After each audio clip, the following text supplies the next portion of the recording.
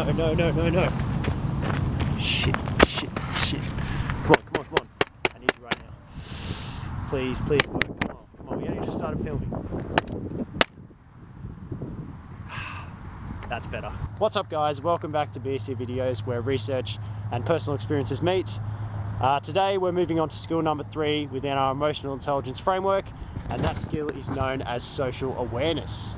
So just like in previous videos, I'm going to go through 3 proven strategies that you guys can all use to develop your ability to pick up on emotions in others and also uncover how they're really feeling. As always, not here to waste your time. Number 1, watch body language.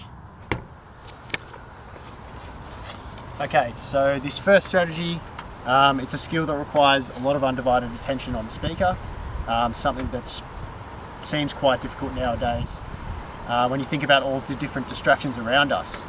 You also have to consider self-talk and how that impacts perceptions of others' feelings. You can watch body language more effectively by simply making more eye contact with someone, paying attention to little things like their smile, their eyes, their posture, their hand gestures, all the little things that reveal how a person is really feeling. And an example of this is if you're trying to tell someone something interesting and their eyes are just constantly darting away and they're kind of looking elsewhere, that might show to you that they're disinterested. Or, if they're constantly fidgeting with their hands, or, doing weird things with their feet and their legs, then they might be a little nervous.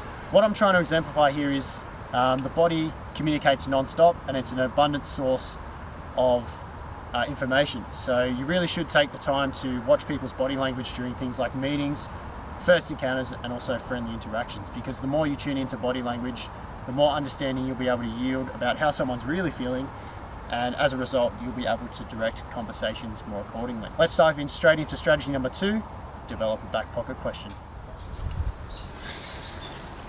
Okay, so as we know, conversations, they rarely go where we want them. The other person might never shut up, meaning we don't get a chance to speak, or they may just give one-word answers, resulting in a lot of awkward silences, which just makes things extremely awkward. The idea of this strategy is to avoid any potential awkward silences or moments by developing a question you can just use just in case things do get to that point.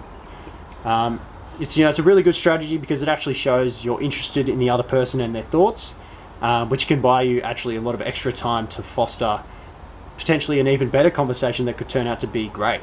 So a relevant example to this time could be, how did you make use of your time in lockdown? Or perhaps you could just roll with a more simple thoughts on question. Obviously you can fill in the blank there for the thoughts on. It's important to understand when to use the back pocket question, and it may take some time for you to develop that. Like everything, practice makes perfect. Generally you'll look to use it if silence is ensuing and it's a regular occurrence in the conversation and it's clearly going nowhere. And obviously if the question doesn't spark anything from the other person, then that might be the time where you politely try to include someone else in the conversation, or just excuse yourself to maybe, depending on the situation, fill your beverage, go to the toilet, etc. etc. Third and final strategy I have for you guys today is practicing the art of listening.